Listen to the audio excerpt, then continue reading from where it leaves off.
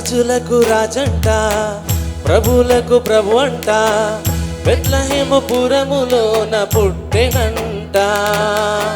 చూడసక్క నోడంట, పశ్లపకలోనంట, దావీదు కుమారుడంట, లోకరక్షకుడంట. కనులారా ఓ కనులారా, ఆహా కనులారా సుద్దమురారండి బాలయేసుని, మనసారా కొనియాడ సేరండి సిన్ని క్రీస్తుని. కనులారా సుద్దమురారండి బాలయేసుని, మనసారా కొనియాడ సేరండి సిన్ని క్రీస్తుని. రాజులకు రాజంట, ప్రభువులకు ప్రభు అంట, బెత్లెహేము పురములోన పుట్టెనంట.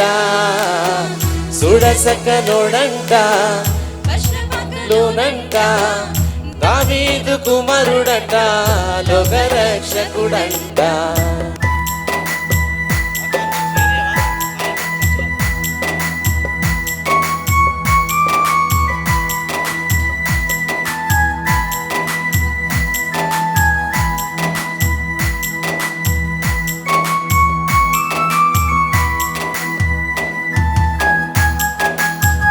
చప్పట్లతో దేవుని స్తుతిస్తాం. పాపమంతా బాపునట, దోషమంతా మాపునట అని పాడదాం.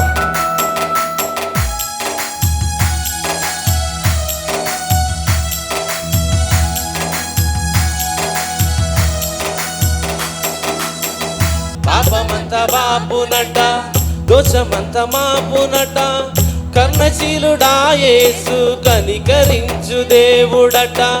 పాపమంతా బాపునట, దోషమంతా మాపునట, కర్ణశీలుడా యేసు కనికరించు దేవుడట. ఇమ్మానుయేలుగా తోడుండునంట సింగి యేసయ్యా, ఎన్నడు విడువక ఎడబాయడంట మంచి యేసయ్యా. ఇమ్మానుయేలుగా తోడుండునంట సింగి యేసయ్యా, ఎన్నడు విడువక ఎడబాయడంట మంచి యేసయ్యా. రాజులకు రాజంట, ప్రభువులకు ప్రభు అంట, బెత్లెహేము పురములోన పుట్టెనంట. చూడసక్క నోడంట, పశ్లపకలోనంట, దావీదు కుమారుడంట, లోకరక్షకుడంట.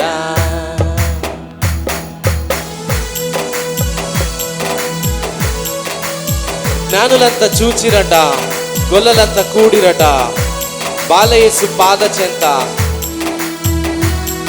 చేరి స్తుతించారట.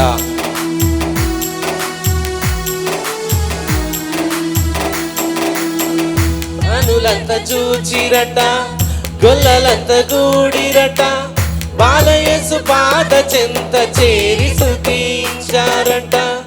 జ్ఞానులంతా చూచిరట, గొల్లలంతా కూడిరట, బాలయేసు పాద చెంత చేరి స్తుతించారంట. బంగారు సాంబ్రాణి బోలములతో కనపరిచినారంట, నీలోన దూతలు పరిశుద్ధుడంటూ కొనియాడినారంట.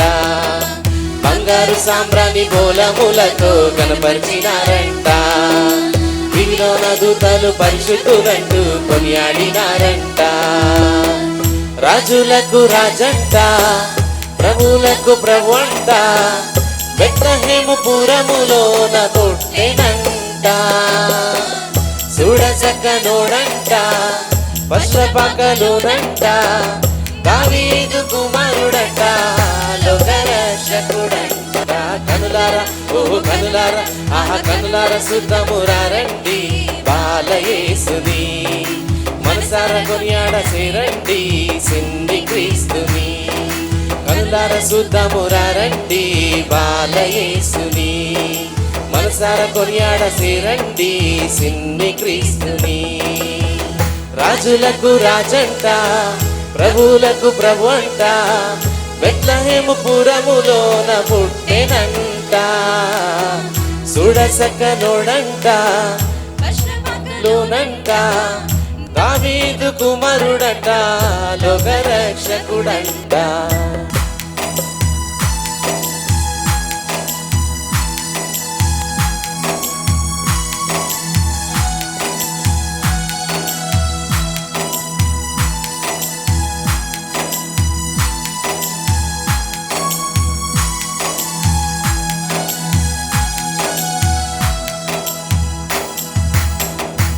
హల్లెలూయా, హల్లెలూయా. యాకోబు రాసిన పత్రిక మొదటి అధ్యాయము 22వ వచనాన్ని మనం చదువుకుందాం. చదవండి. మీరు వినువారు మాత్రమై ఉండి మిమ్మును మీరు మోసపుచ్చుకొనకుండా వాక్య ప్రకారము ప్రవర్తించువారునై ఉండుడి. 22వ వచనంలో మనం చూస్తున్నాం, మన వాక్యము వినువారు మాత్రమే ఉండి, వాక్యాన్ని మనం వింటున్నాం. ప్రతి ఆదివారం మనం వాక్యం వింటున్నాం. దైవజనులు ఇచ్చేటువంటి సందేశాలు, వాక్యాలు మనం వింటున్నాం. వాక్యాన్ని మనం వింటున్నాం. అయితే వాక్యం విని వాక్య ప్రకారంగా మనము ప్రవర్తింపకపోతే మనకి ఏమవుతుందని చెప్తున్నాడు? వాక్యాన్ని మనం వింటున్నాం. దేవుడు ప్రతి ఆదివారం మనం వాక్యం వింటున్నాం. ప్రతిరోజు కూడా దేవుని యొక్క ఆ సమయాన్ని బట్టి మనకు సమయం దొరికినప్పుడల్లా కూడా దైవజనులు చెప్పేటువంటి వాక్యాన్ని మనం యూట్యూబ్లో కూడా వింటున్నాం. అయితే వాక్యం వింటున్నాం, ఇనుడు వరకేనే అంతవరకే అవుతుందా? ఆ తర్వాత ఏమైనా ఉందా?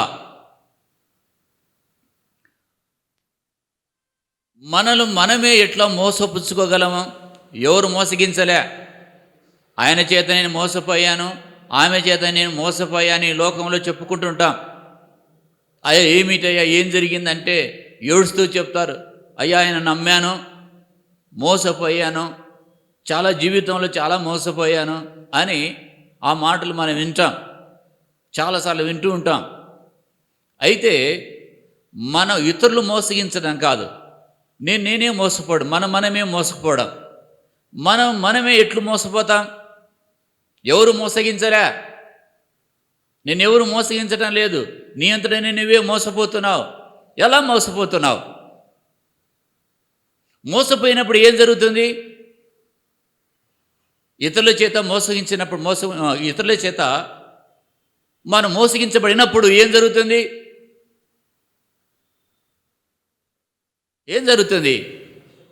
నష్టపోతాం. నష్టం కలుగుతుంది అక్కడ మోసపోయినప్పుడు. దేవుని పిల్లారా, అది భౌతికంగా. ఆధ్యాత్మిక విషయాల్లో చెప్తున్నాడు దేవుని వాక్యంలో. వాక్యాన్ని మనం విని దేవుని వాక్యాన్ని వినడం మాత్రమే చేసి దాని ఆచరణలో పెట్టువారముగా ఉంటే బాగానే ఉంటుంది. ఆచరణలో పెట్టని వారమైతే మనలనే మోసపుచ్చుకుంటాము.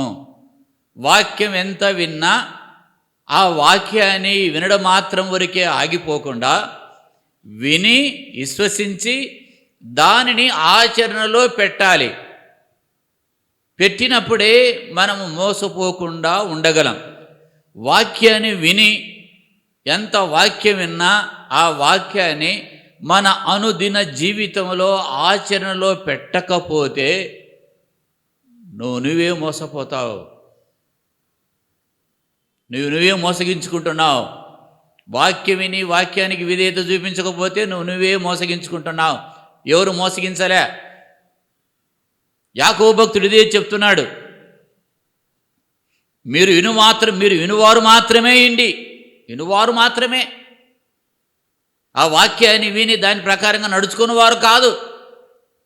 వింటున్నారు చెవుల ద్వారా, కానీ చేతుల ద్వారా కావడంలే. వింటున్నారు వినటం మాత్రమే, కానీ చేతుల దగ్గరికి వచ్చేసరికి చేతులు వెనక్కి. వినాలి, విని దాని ఆచరణలో పెట్టాలి. వాక్యం ఏదైనా వింటున్నామంటే ఆ వాక్యం మనలో మార్పు తీసుకురావడానికి,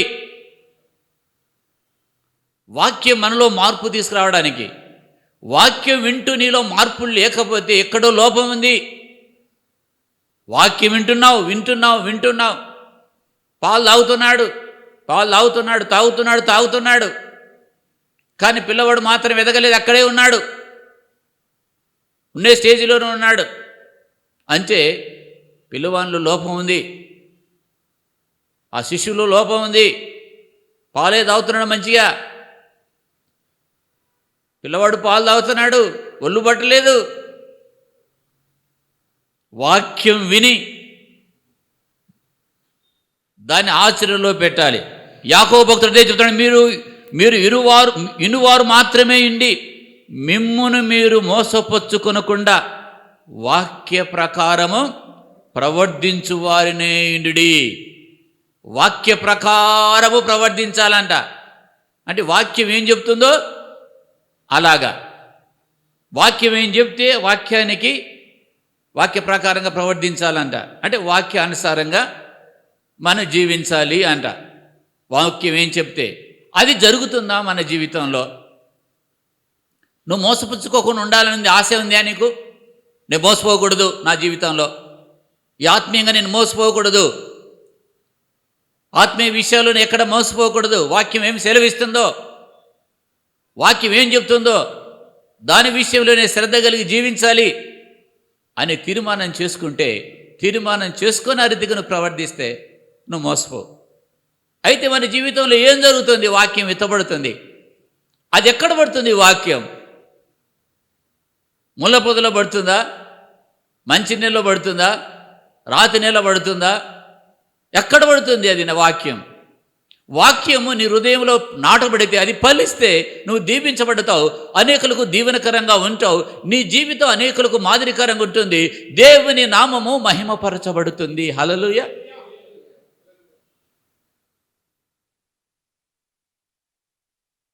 యవన బిడ్డలు దేవుళ్ళరా, మందిరంలో ఉన్నప్పుడు వారు ఎలా ఉన్నారంటే చాలా చక్కగా ఎంతో భక్తిపూర్వకంగా ఉన్నారు.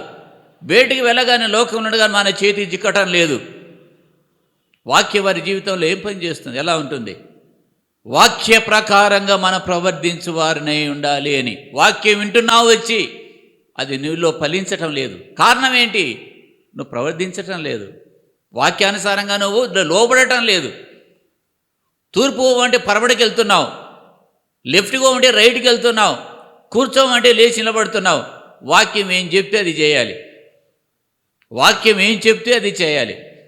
వాక్య ప్రకారంగా జీవిస్తున్నప్పుడు నాకు కష్టమవుతుంది అంటే కష్టమే అవుతుంది.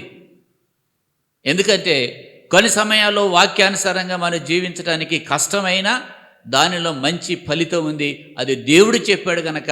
నేను కుటుంబం అంతా ఒక ఎత్తయ్యారు, ఏమని? ఈ అమ్మాయిని నువ్వు పెళ్లి చేసుకోవాలి, ఈ అమ్మాయిని పెళ్లి చేసుకోకూడదని.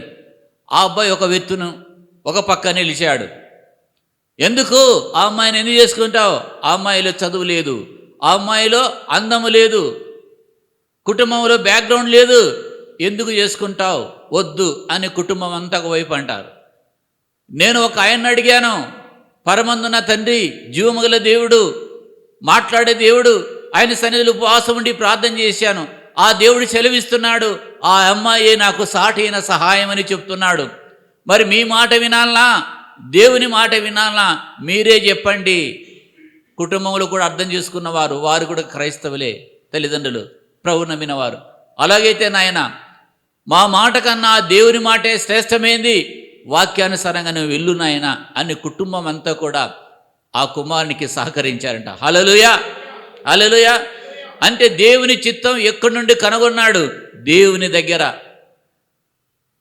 అనుమతిని ఎక్కడ కోరుకున్నాడు? దేవుని దగ్గర. ప్రభువా, ఇది చేయాలన్నా చేయకూడదా, ముందుకు వెళ్ళాలన్నా ముందుకు వెళ్ళకూడదా, నీ యొక్క ప్రణాళిక ఏమిటి, నీ మాట ఏంటి, నీ చిత్తం ఏమిటి అడిగాడు కనుక దేవుడు బయలుపరిచాడు. కనుక దేవుడు తన వాక్కు ద్వారా మనకు మార్గాన్ని నిర్దేశించి ఆ మార్గములో వెళ్ళమన్నప్పుడు మనం వెళితే మనం మోసపోం. మన సొంత మార్గాలు ఏర్పరుచుకొని వెళ్తే, వాక్యానికి అవిధేయత చూపిస్తే మనం మోసపోతాం. ఏది కావాలా దేవుని బిడ్డలారా? నీ అంతటి నువ్వు మోసపోవాలని ఆశపడుతున్నావా? ఆశపడు, అక్కడైతే వద్దంటాం. అమ్మ, నేను అంతటి నేను మోసపోకూడదు, నేను ఎక్కడ మోసపోతా, నా అంతటా నేను మోసపోకూడదు. మరి మోసపోకూడదంటే ఏం చేయాలి? వాక్యం చెప్తుంది, వాక్య ప్రకారంగా జీవిస్తావా? అలా అయితే జీవిస్తలే అంటావు. కానీ అక్కడ చూడండి, కష్టం వస్తుంది. వాక్యం కొరకు, క్రీస్తు కొరకు నిలబడాలంటే ఈ లోకములో కొంత శ్రమ అనేది కలుగుతుంది. దాని కొరకు నువ్వు రెడీ కావాలి. హల్లెలూయా. యేసుక్రీస్తు సాక్షి కొరకు నిలబడాలంటే నీకు కొంత శ్రమ కలుగుతుంది. ఆయన ఏమంటాడు, లోకములో మీకు శ్రమ కలుగును, ఆయనను ధైర్యం తెచ్చుకోమన్నాడు. ఎందుకు తెచ్చుకోమన్నాడు ధైర్యం? శ్రమ కలుగుతుంది కనుక. అని ఆయన లోకాన్ని జయించాడంట. హల్లెలూయా, హల్లెలూయా. కనుక ఎక్కడో మోసపోతున్నామంటే ఏం జరుగుతుంది ఇక్కడ?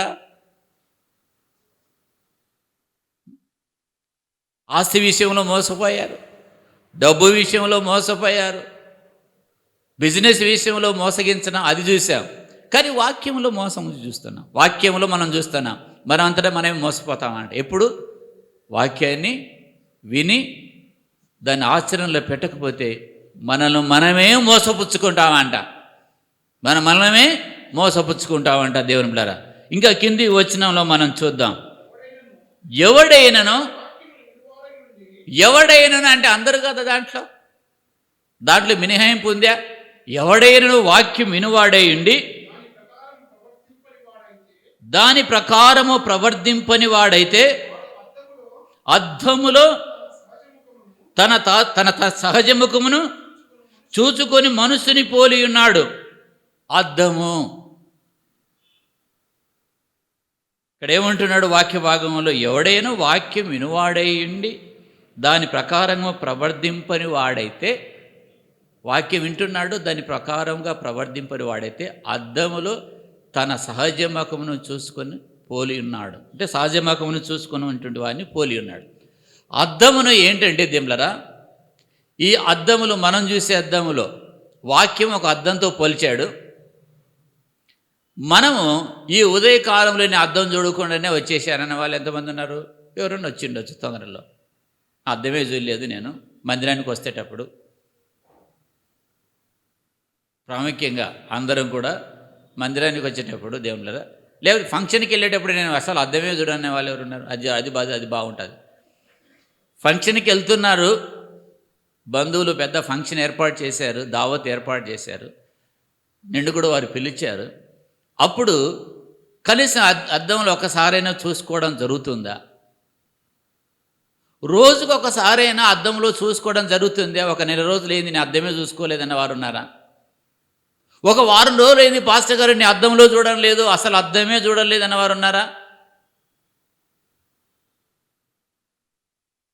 వారం రోజులు ఏంది నేను అద్దం చూడలే, ఏదో ఇట్లా అట్లా అంటున్నాను, తల అట్లా వెళ్ళిపోతున్నాను.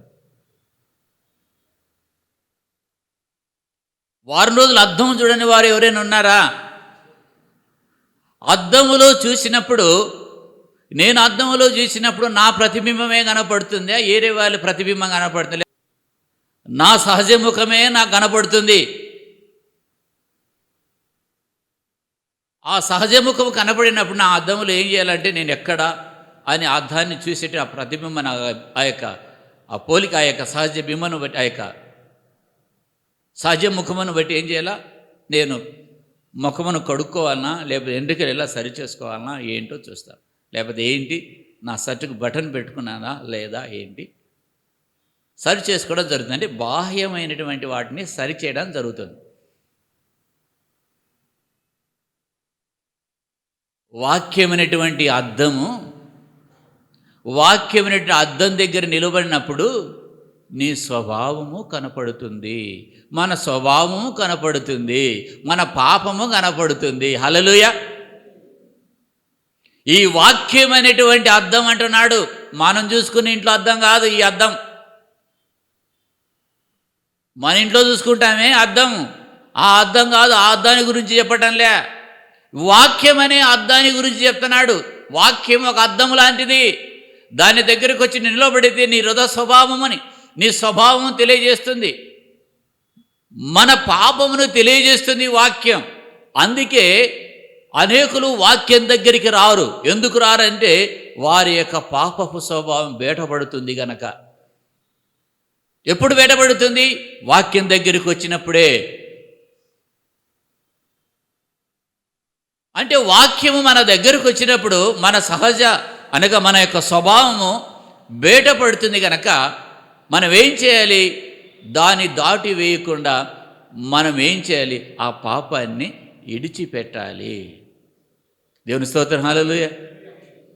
వాక్యం వచ్చినప్పుడు మన దగ్గరికి వచ్చినప్పుడు అది మనం సరి చేయటానికే వాక్యం.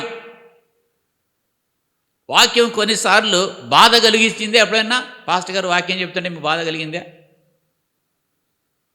ఎందమ్మ ఇలా మాట్లాడతాడు ఈయన, ఎందమ్మ ఇలా మాట్లాడితే ఇలా బోధిస్తాడు, ఇలాగా ఇలా గద్దించి మాట్లాడతాడు, ఎవరుంటారు చెప్పు ఇట్లా చేస్తే అని అనుకున్నారా? పాస్టర్ గారు ఏది ఆత్మ ప్రేరణతో దైవభక్తితో చెప్తేనే అంతే. ఆయన కూడా ఎవరిని ఉద్దేశించి కఠినంగా చెప్పొద్దు, ప్రభు చెప్పినదే చెప్పాలి కదా. లేదు మమ్మల్ని ఉద్దేశించి మమ్మల్ని టార్గెట్ చేసి చెప్పాడు అని అనుకుంటున్నారు కదా కొన్నిసార్లు. నేను చెప్పిన విషయాలు, ఈ వాక్యం బోధిస్తున్న విషయాలు మళ్ళీ ఇంటికి వెళ్ళి ఇది ఎందుకొరకు చెప్పాడు సేవకుడిని ఆలోచిస్తే పరిశుద్ధ ఆత్మదేవుడు నీకు బోధపరుస్తాడు. హల్లెలూయా. ఎందుకు చెప్పాడు సేవకుడు? సేవకుడు చెప్పిన మాటలు ఏదైనా ఉందా, ఇవి నా విషయంలో ఏంటి అని పరిశీలన చేసుకుంటే కాస్త ప్రాణము నెమ్మది దొరుకుతుంది ప్రాణానికి. సేవకుడు చెప్పినది వాస్తవం, వాక్యానుసారమైనది, దానికి నేనే లోబడవలసింది అని మనకు అర్థమైపోతుంది. హల్లెలూయా.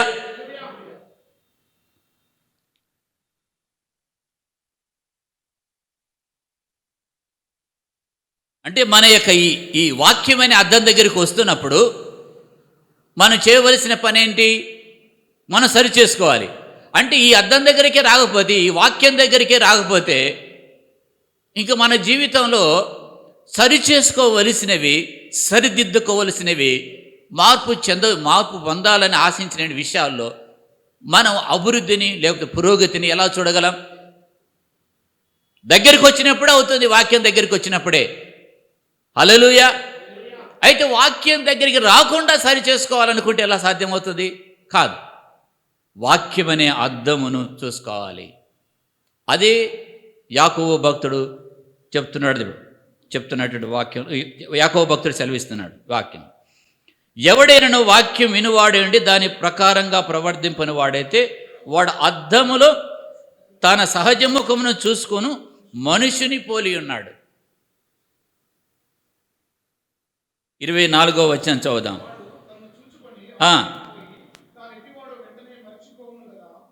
అంటే దేవుని బిడ్డలారా, మన అద్దం దగ్గర నిలబడి చూసుకున్నప్పుడు మన సహజముఖం కనపడుతుంది. వాక్యం దగ్గర మనం నిలిచినప్పుడు, వాక్యమైన అద్దంలో చూసుకున్నప్పుడు మన స్వభావం, మన పాప స్వభావం కనపడుతుంది. అక్కడైతే సహజముఖం చూసుకున్నవాడు అవతలికి వెళ్ళిపోయిన తర్వాత తన ముఖం ఎట్లుందో మర్చిపోతాడు వెంటనే వెళ్ళిపోతే. కానీ మనం ఏం చేయాలి? వాక్యం అనే అద్దం దగ్గర నిలబడినప్పుడు మనం ఏం చేయాలి? పశ్చాత్తాపడాలి, మన పాపాన్ని వదిలిపెట్టాలి. అది అలా చేస్తే మనం మోసపోము. దేవుని స్తోత్రం. హల్లెలూయా, హల్లెలూయా, హల్లెలూయా. ఉపద్యాయ గ్రంథం 1వ అధ్యాయం 1వ అధ్యాయం ఉంటుంది. దాంట్లో 3వ వచనాన్ని మనం చదువుకుందాం. 1వ అధ్యాయం 3వ వచనం, 1వ అధ్యాయం ఉంటుంది. అక్కడ ఏముంటుందంటే దేవుడా, ఉపద్యాయలో నీ హృదయపు గర్వము చేత నువ్వు మోసపోతివి అంటాడు.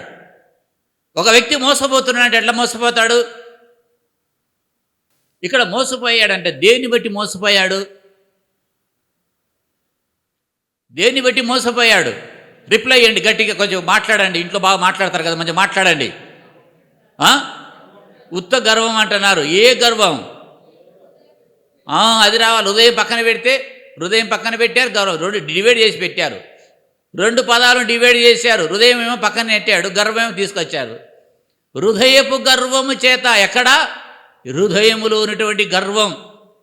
ఆ గర్వం మనలో ఉన్నా మనం మోసపోతామంట. ఎందుకు మోసపోతాం పాస్టర్ గారు? హృదయంలో గర్వం ఉంటే ఎట్లా మోసపోతాం? ఎందుకు మోసపోతామంటే ఈ హృదయపు గర్వం ఉంటే మనిషికి ఏమొస్తుందంట? గుడ్డితనం వస్తాడంట, గుడ్డోడు అవుతాడంట. ఏ విషయంలో గుడ్డోడు? సత్యాన్ని గ్రహించకుండా, సత్యాన్ని ట్రూత్ గ్రహించలేడంట. సత్యమును గ్రహించలేనటువంటి గుడ్డితనం ఏర్పడుతుందంట. సత్యాన్ని గ్రహించలేడు. బాకా పెట్టి ఎంత ఊదినా ఇక్కడికి వెళ్ళదు. బాకా పెట్టి 10 బాకాలు పెట్టి గట్టిగా మూదినా, బూర్లు పెట్టి ఊదినా దీంట్లోకి వెళ్ళదు, మైండ్లోకి. ఏం చెప్పినావు నాకు అర్థం కాలేదంటాడు. గుడితనం అలాంటిది, ఆత్మీయ గుడితనం అలాంటిది. ఒక్కసారి మనిషికి ఆత్మీయ గుడితనం వస్తే ఈ సత్యాన్ని గురించి ఎంత చెప్పినా అర్థం కాదు. గుడ్డితనంలో ఏదైనా చూడగలుగుతాడా?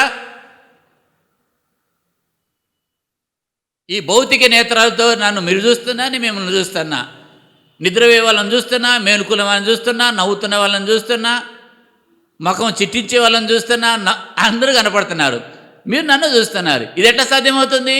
భౌతిక నేత్రాలు. ఈ భౌతిక నేత్రాలు చూడలేని పరిస్థితిలో ఉంటే చూడగలుగుతారా? అంధత్వం ఉంటే చూడగలుగుతారా? నా స్వరం మాత్రమే వినగలుగుతారు, నేను ఎలా ఉంటానో అర్థం కాదు. ఒకవేళ అంధత్వం ఉన్న వ్యక్తి దగ్గరికి వెళ్ళి నేను ఎలాంటి షర్ట్ వేసుకున్నానో చెప్పు అంటే నాకు ఇట్లా కనపడుతుంది, నువ్వు చెప్పింది అంటాడు. అదే నేత్రాలు కనపడే వ్యక్తి అయితే చెప్తాడు, వైట్ షర్ట్ వేసుకున్నామంటే, ఏ షర్ట్, ఏ కలర్ షర్ట్ వేసుకుంటే ఆ కలర్ షర్ట్. అయితే అంధత్వంలో ఉన్న వారు వినగలుగుతారు కానీ వారు చూడలేరు. ఇక్కడ చెప్పేటువంటి అంధత్వం ఎలాంటి అంధత్వం అంటే ఆత్మీయ గుడ్డితనము. ఈ ఆత్మీయ గుడితనం మనుషులకు ఎలా వస్తుందంటే హృదయము గర్వం వలన ఆత్మీయ గుడితనం వస్తుంది. ఈ ఆత్మీయ గుడితనం వలన ట్రూత్ను, సత్యాన్ని గ్రహించలేం. సత్యము నీలో ఉంటే నువ్వు స్వతంత్రునిగా ఉండగలుగుతావు, సత్యము నిన్ను స్వతంత్రునిగా చేస్తుంది. లేకపోతే ఆ సత్యం తెలియకపోతే అసత్యమును నమ్ముకుని నువ్వేం చేస్తావంటే భయములో ఉండిపోతావు. ఏం చేస్తావు? భయములో. అంటే అపవాది నువ్వు సత్యంలో నడిస్తే నిన్ను మోసగించలేడు. నీకు తెలుసా? ఏమైంది? ఇలా చేస్తే ఏమవుతుందో తెలుసా అంటే ఏమవుతుంది? గుండె ఆగిపోతుంది అంటాడు వాడు. నీ జీవితం ఉండదు అంటాడు. అట్లా అనడం లేదే నా ప్రభు వాక్కుదారు ఇలా అంటున్నాడంటే వాక్యం తీసుకొచ్చేవాడు నిలబడాడు. యేసు ప్రభు రక్తము గురించి మాట్లాడిన, వాక్యము గురించి మాట్లాడిన, ఆయన నామాన్ని గురించి మాట్లాడిన వాడు నిలబడాడు. అలాగనా అని వెళ్ళిపోతాడు. ఆ సత్యం నీకు తెలిస్తే నీకు భయం వస్తుంది. భయకంపితము చేత రాత్రిపూట నిద్ర పట్టడం లేదు. ఇంట్లో వారందరూ నిద్రపోతున్నారు, నీకు నిద్ర పట్టడం లేదు. అయ్యో ఏంటి నిద్ర పట్టడం లేదు? పరిశుద్ధాత్ముడు ప్రేరేపించి ప్రార్థన చేయమంటే అది వేరు. భయం వల్ల నిద్ర రాకపోవడం అది నీకు జరుగుతుంది అనుకో. నువ్వు సత్యాన్ని గ్రహిస్తే ఏమిటా సత్యం? యేసును స్తుతించడం, యేసు ప్రభువును స్తుతించడం. ఆ సత్యాన్ని గ్రహిస్తే, అందుకే సత్యాన్ని గ్రహించకుండా వాడు ఏం చేస్తాడంటే నీకు అడ్డుపడతాడు. నేను అంధత్వంలో ఉంచాలని, భయములోనే ఉంచాలని. అందునిమిత్తమే దేవులా సత్యములో మనం నిలిస్తే సాతాను ఆటంకాలు ఏమి మన జీవితంలో, వాడి బంధకాలు మన మీద పనిచేయవు. సత్యాన్ని గ్రహించాలి. వాక్యమే సత్యం. ఆ ప్రశ్నకు జవాబు వాక్యం ద్వారానే ఉంటుంది. గుడితనం వస్తే ఒక 10 మంది కలిసి బాగా గుడితనం లే వ్యక్తికి జీవితం అంటే ఇలా ఉంటుంది నాయనా, కష్టాలు అంటే ఇలా ఉంటాయి, శ్రమలు అంటే ఇలా ఉంటాయి, శోధనలు అంటే ఇలా ఉంటాయి అంటే వాడికి ఏం అర్థం కాదు. మీరేం చెప్తున్నా నాకేం అర్థం కాలేదంటాడు. అదే వానికి ఎలిగింపు వచ్చి ఆత్మీయ నేత్రాలు వెలిగితే ప్రతి మాట అర్థం చేసుకుంటాడు. ఈ రోజులలో వాక్యం వినలేక, గ్రహించలేక, దానిలో ఫలించలేకపోవడానికి కారణం ఏమిటంటే అంధత్వము, గుడ్డితనం. ఎన్నిసార్లు చెప్పినా అది గుడ్డితనంలో ఉండటం వలన మనం ఒకటి చెప్తే, వాక్యం ఒకటి చెప్తే వ్యతిరేకంగా ఒకటి అర్థం చేసుకుంటాడు, ఇంకొకటి అర్థం చేసుకుంటాడు. పాస్టర్ గారు చెప్తున్నాం కానీ అంతరంగంలో నువ్వు అందుకు అలాంటి మాట ఏం మాట్లాడుతున్నావు, అలాగ మాట్లాడుతున్నావు, అలా కాదులే అంటాడు. అలా కాదులే, అది నీకు సాధ్యమవుతుంది, మాకెక్కడ సాధ్యమవుతుంది అంటాడు. వానికి ఎక్కువగా వాడు చెప్తున్నటువంటి అంతరంగంలో మోసగాని మాటలే సత్యంగా నీళ్ళు నిలిచిపోతుంటాయి. అందుకే సత్యానికి నువ్వు మొగ్గు చూపవు. అసత్యపు మాటలు వినటం మనకు చాలా ఇష్టంగా ఉంటాయి. సత్యాన్ని ఎప్పుడైతే గ్రహిస్తావో వాక్యం నీలో నిలుస్తుంది. హృదయము గర్వం ఉంటే సత్యాన్ని గ్రహించలే. అది కాదయ్యా, ఈ త్రోవలో నడవాలి నాన్న, ఆ త్రోవ మంచిది కదంటే అదేం కాదు, ఇదే మంచిది అంటాడు. నువ్వేం చేస్తావు? ఆ త్రోవలో నడవకూడదు, ఆ త్రోవ మంచిది కాదు, క్షేమం కాదది నీకు అని ఎన్నిసార్లు చెప్పినా ఆ గుడితనం అంటే ఎందుకమ్మా అనవసరంగా ఆ త్రోవలో వెళ్తావు, నీ జీవితాన్ని పాడు చేసుకుంటావు, వద్దు అది మంచిది కాదు అంటే అదే మంచిదని ఆలోచించే విధంగా ఆలోచిస్తూ ఉంటుంది. కానీ ఆత్మీయత గుడితనం లేకపోతే గ్రహిస్తుంది, ఆమె విశాలం గ్రహిస్తుంది. ప్రభా నాకు చూసే నేత్రాలు నాకు ఈయనైనా, వినే చెవులు నాకు ఈయనైనా అని ఎందుకు అడుగుతాం? ఆత్మీయను చూసే నేత్రాలు నాకు ఈయనైనా అంటే చూడకుండా ఆయన మన నేత్రాలు చూస్తున్నాయి, ఈ నేత్రాలు కాదు మీ మనోనేత్రములు వెలిగింపబడినందున అంటాడు. ఏ నేత్రాలు? ఈ నేత్రాలు కాదు, ఈ నేత్రాలతో చూస్తూనే ఉన్నాం. మనోనేత్రాలు అదృశ్యమైన వాటిని చూడడానికి, సత్యాన్ని గ్రహించడానికి, సత్యములో నిలిచి ఉండడానికి ఆ నేత్రాలు కావాలి. హృదయపు గర్వం అంటే ఏమవుతుందంట? నష్టమా కాదా? ఏ కారణాన్ని బట్టైనా, దేనిని బట్టైనా అతిశయంగానే ప్రభు విషయంలో తప్ప, ప్రభు కార్యాలను బట్టి తప్ప, ఆయన నామాన్ని బట్టి తప్ప ఏరే భౌతిక సంబంధమైనటువంటి ఈ లోక సంబంధమైన విషయాలను బట్టి మనం అతిశయించమా, ఆ అతిశయం కలిగినా అది మనకు నేను అంత అందంగా ఉన్నాను అని అతిశయించావా? ఆ తెల్లవారిన తర్వాత ఎక్కడ నుండి దగ్గర బాగా చలచలచలేటువంటి బాగా వేగినటువంటి ఎక్కడైతే బాగా వేడికొన్నటువంటి నూనె వచ్చి ఇక్కడ పడితే ఒక పెద్ద మచ్చని ఉండే అదంతా అందవే. నేను ఎంత అందంగా ఉన్నానని ఆ బాగా నూనె దగ్గర అది వచ్చి 2-3 చుక్కలు పడ్డాయంటే ఆ నల్లగా అయిపోయాయి. అందంగా ఉన్నటువంటి శరీరం అందహీనంగా కావడానికి ఎంత చేపడుతుంది ఏమంటారా? ఎంత టైం పడుతుంది? అందాన్ని బట్టి చాలా అతిశయిస్తుంటే, ఎంట్రికలను బట్టి అతిశయించి నాకు ఎంత పొడుగుని ఆమెకు పొడుగు చెప్పు, జడే లేదు నాకెంత పొడుగుందని ఆశ్చర్యపడుతున్నప్పుడు ఒక చిన్న క్యాన్సర్ కణాలు వచ్చాయనుకో ఒక్కసారి అంతా ఊడిపోతుంది, గుండె అయిపోతుంది. అతిశయించడానికే లేదు. చూడు ఆ వ్యక్తి ఎలా నడుస్తున్నాడో, ఆయనలాగా నేను మంచిగా నడుస్తాను అంటే రేపొద్దు నీకు ఏదైనా కాలికి ఎత్తుని ఇట్లా నడవాల్సి వస్తుంది. అతిశయించడానికే లేదు. చూడు నేను జిమ్ చేసి ఎంతలా ఉన్నాను కండలు చూసుకుంటే ఏదైనా ఒక జ్వరం వచ్చింది, డెంగ్యూ జ్వరం వచ్చింది అనుకో తప్పును పడిపోతుంది అంత మండేదంతా. అతిశయించడానికే లేదు. ఏదైనా మనం ఇలా ఉన్నాము, ఇలా చేయగలుగుతున్నాము అంటే అది ప్రభు కృప తప్ప మరేది కాదు. దేవుడా ప్రభు కృపే. ఇంకా హల్లెలూయా చెప్పగానే మాటను గ్రహించే శక్తి, ఆ సత్యాన్ని గ్రహించే శక్తి వాక్యములో ఉంటుంది. కనుక ఏదైతే నష్టమో ఆ నష్టాన్ని మనం ఏం చేయాలి? ఆ నష్టం కలిగించే దాన్ని తీసేసుకోవాలి. హృదయపు గర్వం, మాటలోనే గర్వం చూపిస్తారు. నాకేం వచ్చే ప్రమాదం, నాకేమి అన్నావా? మీతో మాట్లాడాలి, నాకేముంది, మనకు అవసరమేమింది? నాకు మాటలలోనే వ్యక్తపరుస్తారు వారు గర్వాన్ని. నీ స్థాయి ఎంత, నా స్థాయి ఎంత అంటారు. అమ్మో వచ్చే ఇబ్బంది. నీ స్థాయి ఎంత, నువ్వు ఏ స్థితిలో నా స్థాయి ఎంత అనుకుంటేవి అని. సో ఎక్కడ కూడా గర్వానికి మన జీవితంలో తావీయకూడదు. ఆత్మీయతను బట్టి ఆత్మీయ గర్వం వస్తుంది. వారికంటే నేను బాగా ప్రార్థన చేయగలుగుతాను, లేకపోతే వారికంటే నేను దేవుని జ్ఞానం ఉంది, లేకపోతే నేను బాగా సామర్థ్యాలు ఉన్నాయి, నాకు తలాంతులు ఉన్నాయని అతిశయించడానికి వేలే లేదు.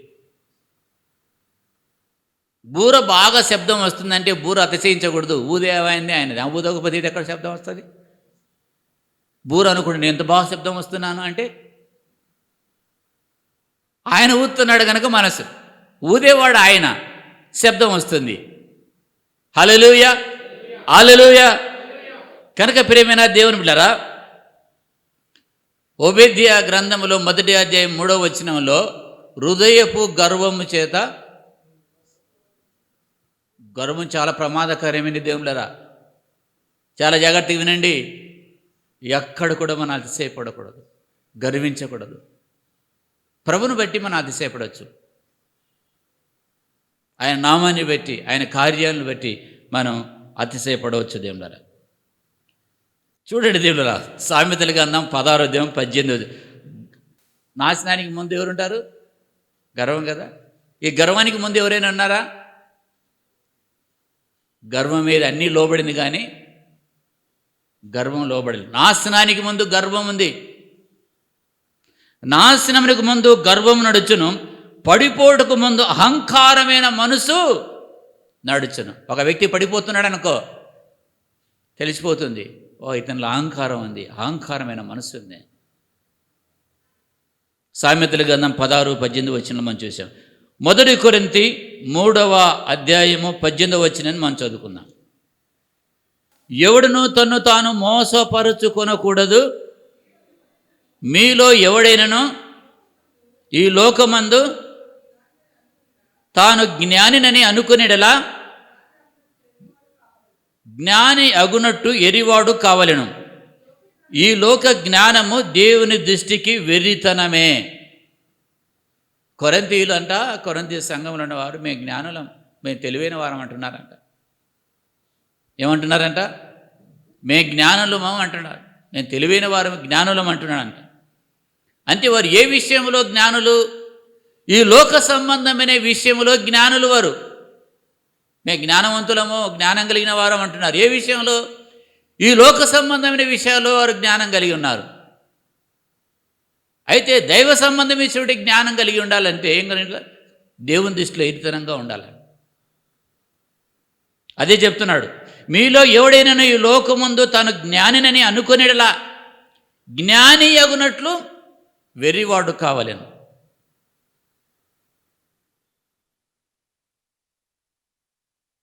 అందరూ కూడా లోక సంబంధమైన విషయాల్లో మంచి తెలివితేటలు ఉండి, రక్షణ లేదనుకో, దేవునితో సంబంధం లేదనుకోండి, మంచి తెలివితేటలు ఉన్నాయి, మంచి తెలివితేటలు ఉన్నాయి. ఈ లోక సంబంధంగా మంచి తెలివితేటలు, నెలకు 2 లక్షలు 3 లక్షలు సంపాదిస్తున్నాడు, మంచి తెలివితేటలు ఉన్నాయి, మంచి జ్ఞాని ఈ లోక సంబంధంగా. కానీ దేవుని జ్ఞానం లేకపోతే కుటుంబాన్ని కట్టుకోగలడా? దేవుని జ్ఞానం లేదు. ఒక డబ్బే కుటుంబాన్ని కడుతుందా దేవుని బిడ్డలారా? డబ్బు కావలసినంత ఉంది, ఆ డబ్బే కుటుంబాన్ని కడుతుందా? డబ్బు అవసరమే, కానీ దేవుని జ్ఞానం వలన, దేవుడిచ్చి వివేచన వలన కుటుంబం కట్టబడుతుంది. సో జ్ఞాని అగునట్లు మనం ఎరివాడు కావాలి అంటాడు. చూడండి దేవుడా, యెషయా గ్రంథం 5:21 మనం చదువుకుందాం. తమ దృష్టికి తాము జ్ఞానులనియు బుద్ధిమంతులనియు తలంచుకొని వారికి ఎవరికి శ్రమ? అంటే దేవుళ్ళరా వారు కంపారిజన్ చేసుకుంటారు, వారికన్నా నేను జ్ఞానవంతుని ఎక్కువ, వారికన్నా నాకు తెలివితేటలు ఎక్కువ ఉన్నాయని. తమ దృష్టిలో వాళ్ళు ఏమనుకుంటారు? నేను చాలా జ్ఞానవంతుడు, నాకు చాలా తెలివితేటలు ఉన్నాయి. ఒక ఆయన అంటాడంట, హేరిదానా, నా జ్ఞానం ఎదుట వారు ఏం పనులు చేస్తారు, నా తెలివితేటలు నీకు తెలుసు అంటాడంట. ఈమెనుకునేదంట ఆయన తెలివితేటలు చేసి, నిజమే, ఆ ఆఫీసులో తను చేసేటువంటి అన్ని పనులు చూసి, ఆయన ఏ పనులు చేసినా కానీ తను ప్రజలను మభ్య పెట్టేవాడంట.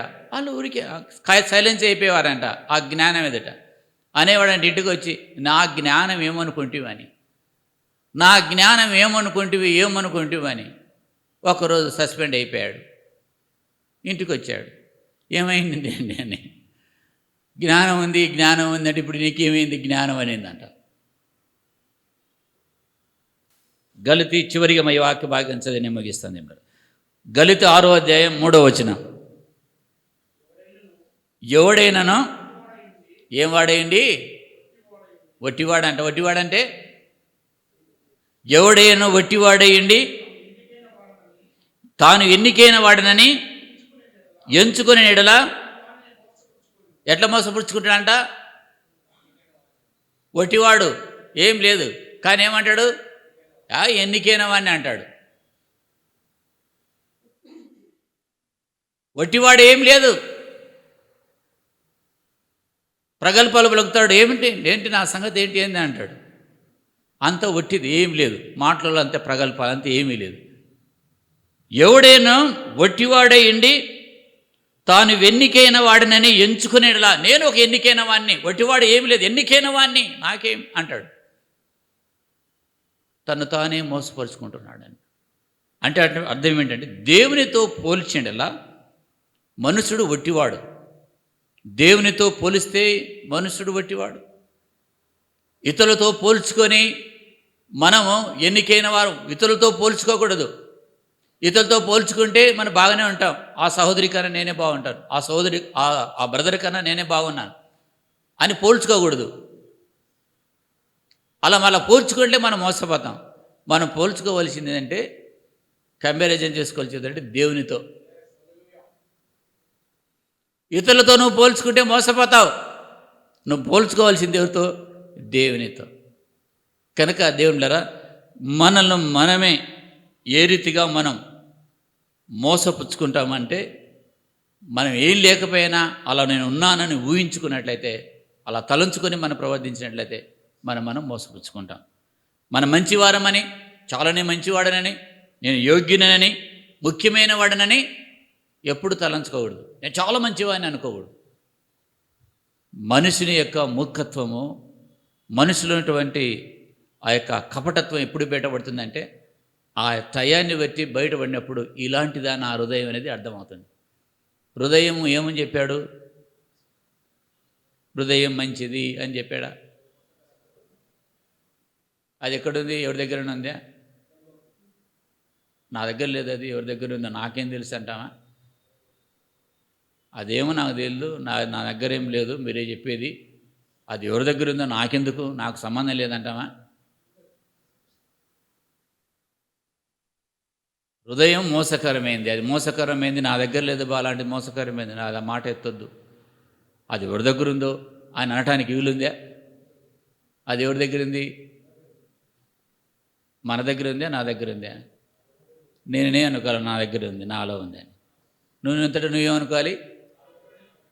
మరి మోసకరమైనది మనంలో ఉన్నప్పుడు మనం ఎంత మోసపోకూడదు? మనం మోసపోతాం కదా.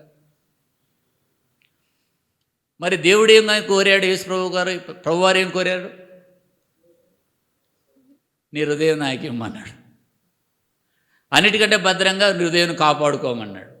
అంటే దేవుని ఆత్మ మనలో ఉండి, పరిశుద్ధాత్మ దేవుడు మనలో ఉండి, ఆయన వాక్యాన్ని మనం జాగ్రత్తగా చూసుకుంటూ ఆయనకు లోబడుతూ జీవిస్తున్నప్పుడు మన యొక్క స్వభావం ఎలా ఉందో మనకు అర్థమవుతుంది. అప్పుడు మనం ఎలా నడుచుకోవాలో మనకు అర్థమవుతుంది. మనం మోసపోకుండా నడుచుకోగలము. హల్లెలూయా. అందునిమిత్తమే దేవుళ్ళ జీవితంలో ఎక్కడ మోసపోకుండా మనం ఉండాలంటే వాక్యాన్ని అత్తుకొని వాక్యం చెప్పినట్టు చేస్తే సెక్యూరిటీలో ఉంటాం. అది తెలిసిపోతుంది. మనకు తెలిసిపోతుంది. అది ఏమిలరా? హల్లెలూయా, హల్లెలూయా. కనుక మనలో మనం మోసపుచ్చుకోకుండా ఉండాలి అంటే వాక్యము ఆచరణలో పెట్టాలి. దేవుడు వాక్యం దీవించిన గాక. ఆమేన్. చిన్న ప్రార్థన చేసుకుందాం. పరిశుద్ధుడా, ప్రేమగల తండ్రి, నీకు స్తోత్రం. మీ ఘనమైనటువంటి నామాన్ని బట్టి వందనాలు చెల్లిస్తున్నాము నాయన. అవును తండ్రి, మీ వాక్కు ద్వారా మమ్మల్ని హెచ్చరించారు నాయన. వాక్యం వినినైనా వాక్య ప్రకారంగా ప్రవర్తించే వారంగా మేము ఉండగలటకు సాయం చేయనైనా. అవును తండ్రి, మిమ్మల్ని మేము మోసపుచ్చుకొనకుండా ప్రభా, నీ వాక్యానుసారంగా జీవించే జీవితము మా అందరికీ మీరు అనుగ్రహించమని మీకే మహిమ, ఘనత, ప్రభావాలు ఆరోపిస్తూ యేసు శక్తిభరితమైన నామంలో ప్రార్థించి వేడుకొంచిన మా పరమతండ్రి. ఆమేన్. పరమతండ్రి ప్రేమ, యేసుక్రీస్తు కృప, పరిశుద్ధాత్మ యొక్క అన్యోన్య సహవాసం మనందరికీ తోడై ఉండునుగాక. ఆమేన్, ఆమేన్.